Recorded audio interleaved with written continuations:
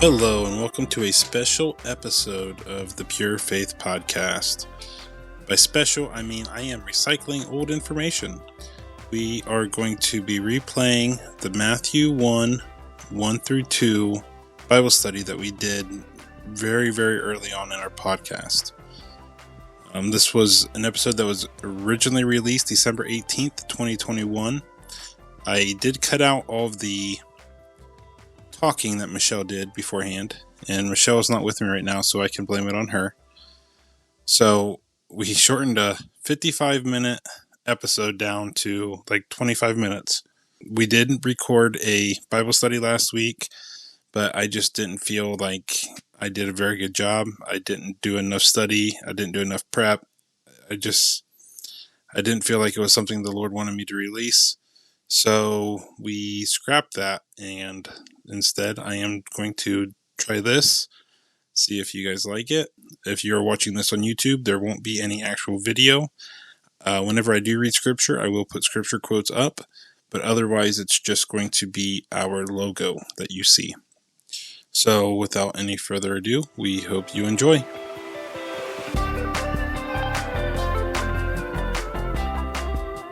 So what are we talking about this week? So we're going to get into the Bible study aspect of this, and we are going to discuss the first portion of Matthew. We're only going to get into Matthew 1 through 3. Matthew 1 through 3. So to get into this, and I'll go ahead and read Matthew 1 through 3, Okay. Just so everybody knows where we're going to be. So Matthew 1, and I'm reading out of the NIV. This is the genealogy of Jesus. A record of the genealogy of Jesus Christ, the son of David, the son of Abraham.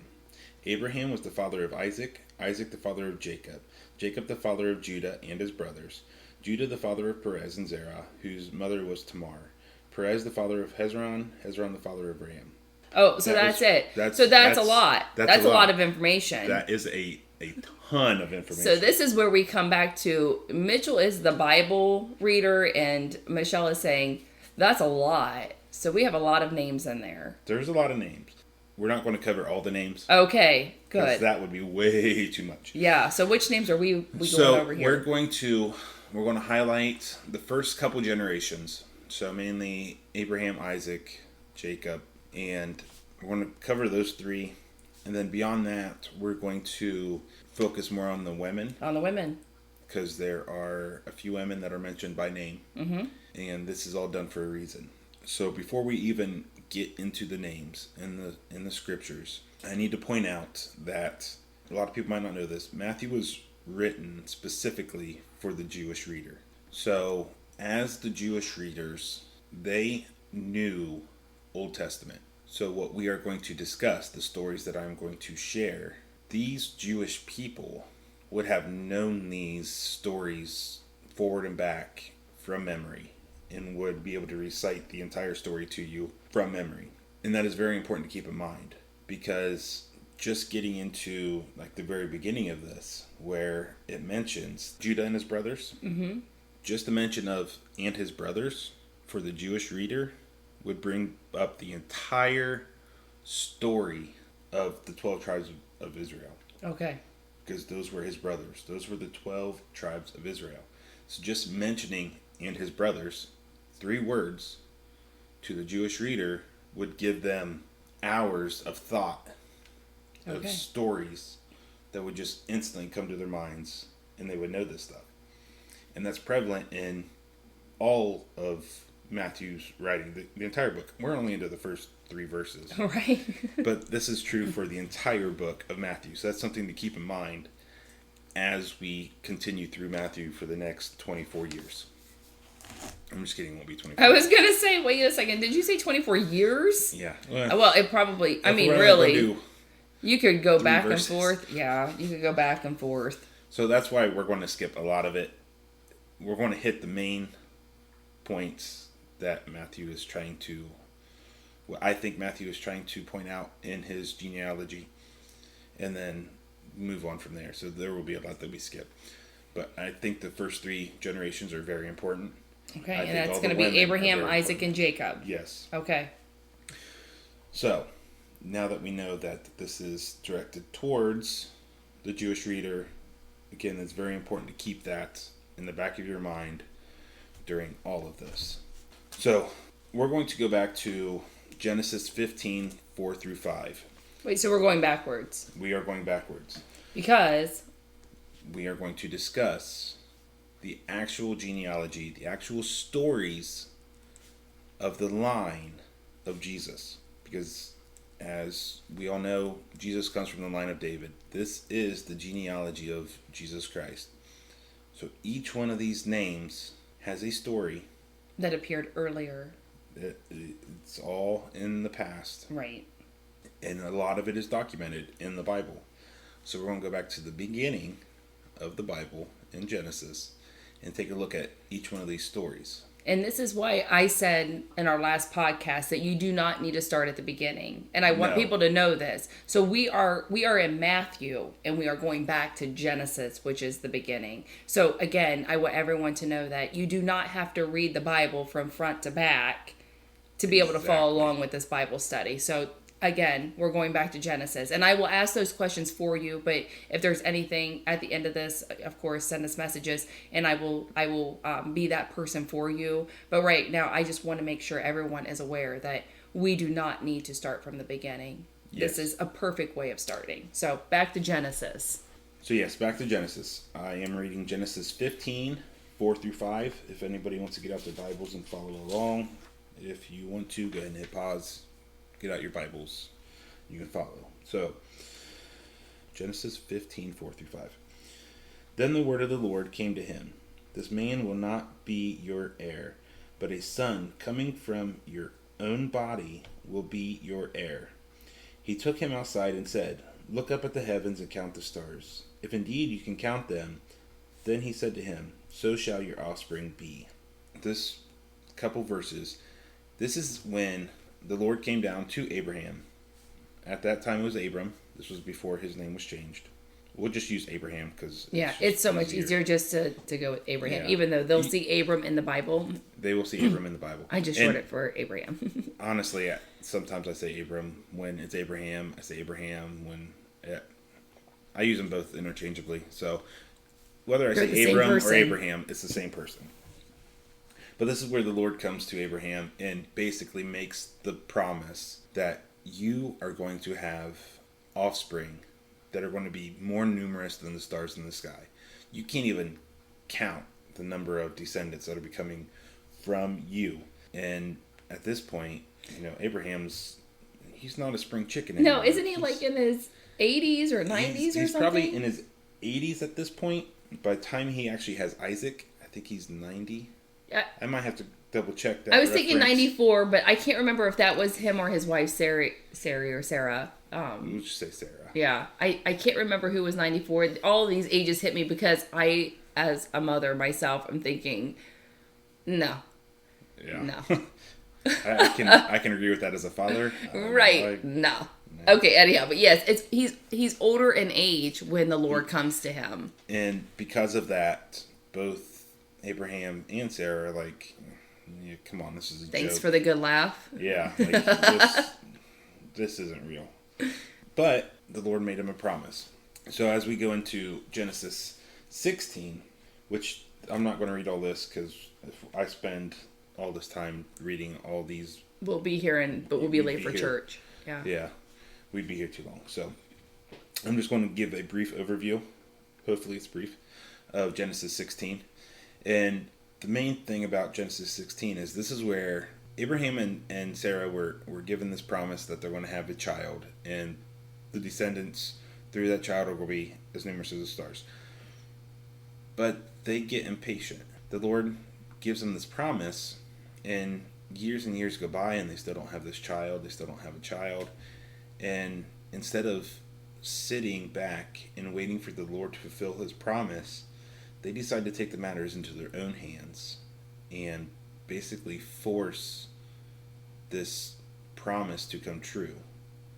But that's not our job. Our job isn't to force things to happen. If the Lord wants something to happen, like we were talking about with you and Paige, and I'm thinking the same thing here. Patience is... Yes. You'll be blessed with a child when God's ready to give you. I would not have been blessed if I went out and found another woman and had a child with her. Or your wife found you another woman, as in this story. It was just what happens. Right. Sarah takes her maidservant, Hagar, to Abraham. He's like, we're not having a kid.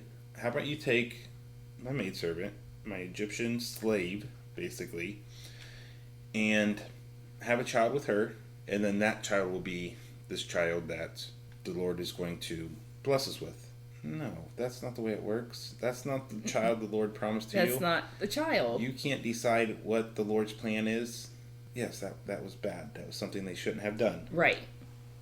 They should have sat back and waited to have God's plan be fulfilled. Yes. Mm-hmm. Now, like I said, they were impatient. They didn't do this. So Hagar ends up having a son with Abraham. With Abraham. We're getting our names all confused. Hagar is the Egyptian slave. So yes, Abraham and Hagar have a child, and that child is Ishmael.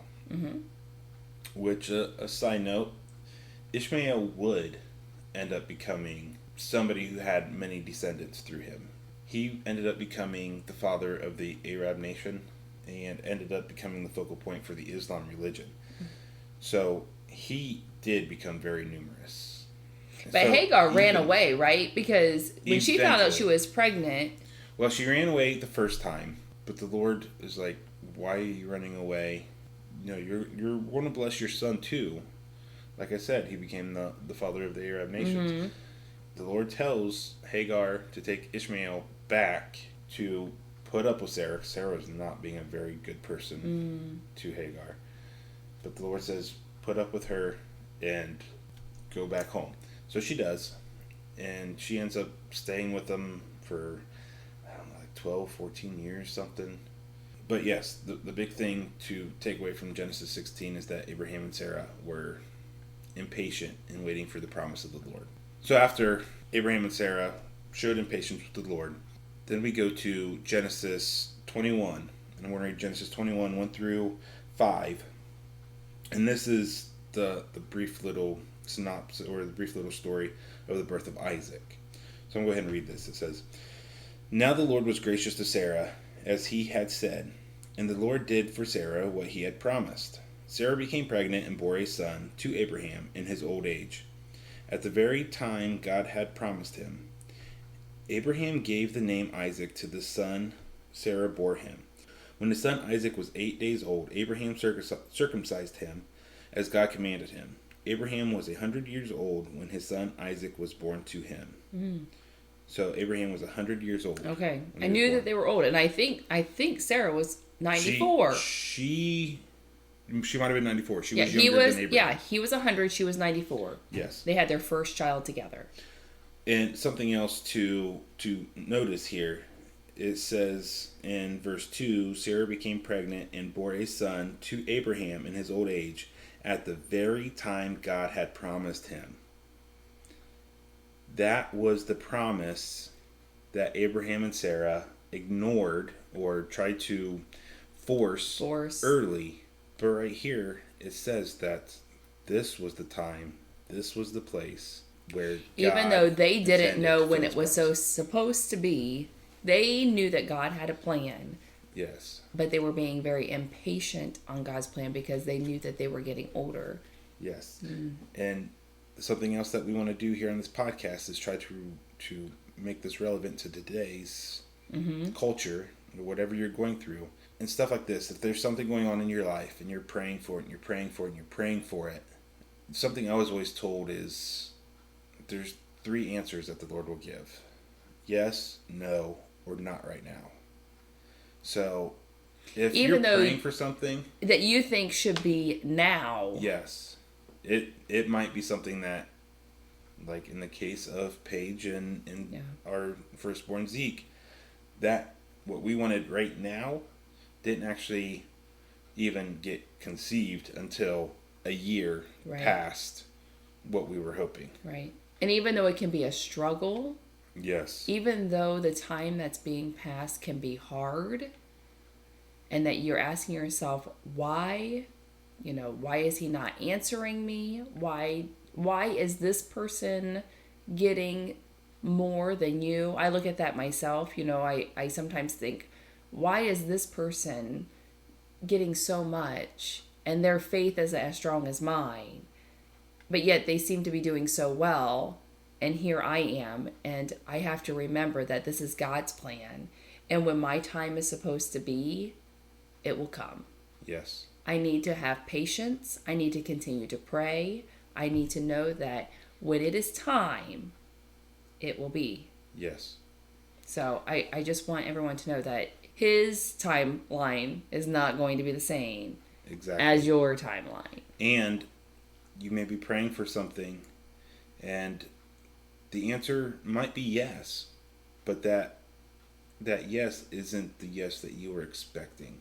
Yeah. You're expecting the Lord to answer your request in one way, but in fact, He answers it in a completely different way. And if you're not paying attention, you may have had your prayers answered, and you might not realize it because it wasn't answered the way that you thought it should have been answered. You need to stay open. Yes. Open about all of the answers that you could get.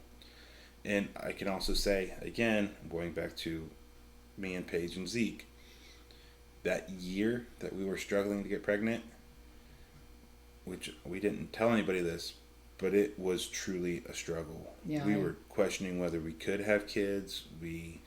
There was a lot of stress and a lot of weight that came along with that. And knowing, too, that you're going to be leaving. Yes. I mean, that there was a lot going on. And even though it wasn't verbally said, people realize that, especially new families, you know, newlywed people, that they are going to want to start a family, and they too see those struggles. And God can only help us to help those who are struggling as well. So when you are approached by somebody who says in the grocery store, I'm praying for you, some people might be thrown back by that, but I can tell you that it has happened to me on different levels, that I have no idea who these people are, but they come up to me in the grocery store and say, I just want you to know I'm praying for you. And you're like, whoa. Just know it's in God's plan. Yes. Just know it's in God's plan. Yes. He wants you to know. So, at this point, Hagar and Ishmael are still there with them. So they're all being raised together. One big, happy family. Happy family. Sarah and Hagar hate each other. But they're a happy family. Mm-hmm. Not really. So, a little bit of time goes by, and Sarah becomes basically annoyed with Hagar and Ishmael. Because she has a baby now. She wants to raise her family with Abraham, and Hagar needs... Yeah, now she's seeing that whole impatience coming on as a curse. And she didn't want that sin around anymore. Yes. At least in her eyes. Yes. And so she told Abraham, get rid of him. Yes. So that's when Hagar and Ishmael left the second time, and at that point they weren't coming back. And that's when Ishmael left and became the father of the Arab nation. So then Sarah and Abraham raise Isaac. And they raise Isaac together. So okay. Isaac grows, and at this point, Abraham and Sarah and Isaac are living in, I'll say, the promised land. This is where the Lord sent them, and this is the land that the Lord promised to give them. Abraham didn't want Isaac to leave this land in fear of being cursed, or, wanted Isaac to stay close. So Abraham actually sends one of his servants, his chief servant, the one that's basically over almost all of his stuff, and sends him out to basically find a wife for Isaac. And this is a wife that's coming from the line that is more down the line of Abraham. It's not the Canaanite women that are surrounding them. Right. Abraham did not want Isaac to marry a Canaanite woman. So he sent a servant out to find him a good, at this point, I don't know. And his servant prayed about it, right? Yes. Lord, show me this woman. Yes, whenever the servant got to where he was supposed to find this wife for Isaac, he prayed, Lord, let the woman come out, because he was there with his camels. Let the woman come out and let me ask her for water. if she says, yes, I will draw you water, and then I will draw your camel's water as well. Yes, then he will know that that's the one. Yes. So, just keeping this short, the servant finds Rebecca, brings Rebecca back, and Isaac marries Rebecca. Yes. So now Isaac and Rebecca go on and have a child. So, that's where we're going to get into the next part, which is Isaac is the father of Jacob. But unfortunately, we are already out of time. Because we talk a lot. We do talk too much.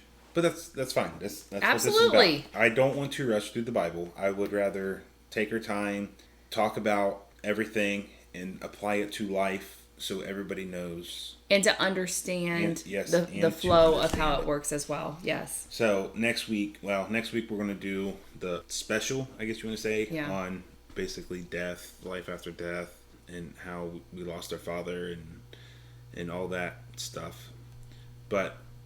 And then we'll come back So in 2 weeks, on 2 podcasts, we will continue with Isaac, the father of Jacob, which is in verse 2. And we'll cover that, and we'll try to get through 1:5. Okay. We'll try to... We'll hit what we can. Absolutely. We're going to hit what we can, and we hope that you guys understand that, we do like discussion. We want to keep, I want to make sure you're getting the answers you want and the information you need, and Mitchell has got the information. So we might say we would get through Matthew 1 through 3 when we start, but we'll get where we can, and we'll let you know when we'll start up again. We want to make sure you have all the information. We'll try not to make the podcast run too long. I mean, we could cover all this, but then we'd have they're going to lose interest. They're like, I have 50 minutes on my lunch hour, not if that's when you're listening to it. So yeah, we'll keep it within that time frame. So just for preparation for what's coming up, again, this isn't going to be next week. It'd be the podcast after. But we'll be covering Genesis 25, 24 through 26, which is the birth of Jacob. Which I love this story. So everybody, make sure that you tune in for this one, because I do like this story. And then we'll be doing Genesis 25, 29 through 34. So basically read Genesis, if you want to prepare for it. You can read Genesis 25, read Genesis 27, read Genesis 29. This is a lot of homework, people. Yes, it is. But they are great stories, and they all have to do with the birth of Jesus. Like I said, if we get into 5, you can also read Genesis 38, Joshua 2, and the book of Ruth. That's a lot of homework. That is a lot of homework, and this is all just to cover 2 or 3 verses in Matthew. But that's because it's so interesting. It is. And like I said, there's a lot. And don't feel like you have to read all of it, too, because we're going to be here. We're going to discuss it. You can follow along that day. Yes. But if you want to take a look ahead of time, if you do have any questions, feel free to email them to us. At purefaithpodcast@gmail.com. And I'll make sure to get those questions out ahead of time. We can get them answered. Otherwise, even that day, join us with your coffee or your hot chocolate, or if you're on your lunch hour, your bottle of water. And just to listen to how we are going to discuss it, and you can take your notes then as well. Always feel free to send your questions if you have them, even after we'll touch base with you guys.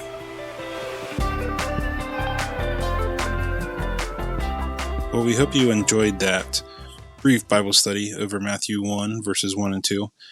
We didn't get as far into that Bible study as we intended. We got highly distracted, as was very usual for us. We do a lot better nowadays, but back then we did get distracted a lot. That email address that I gave, that is still an active email address, but it is not an email address we currently use. At least we don't monitor it, but it is still set up, and we can receive emails to it. Otherwise, you can contact us at purefaithliving.com/contact. And as always, we hope you enjoyed what you heard. We hope you share this show with others so we can all work together in spreading the good news of Jesus Christ. And we will talk to you again next week.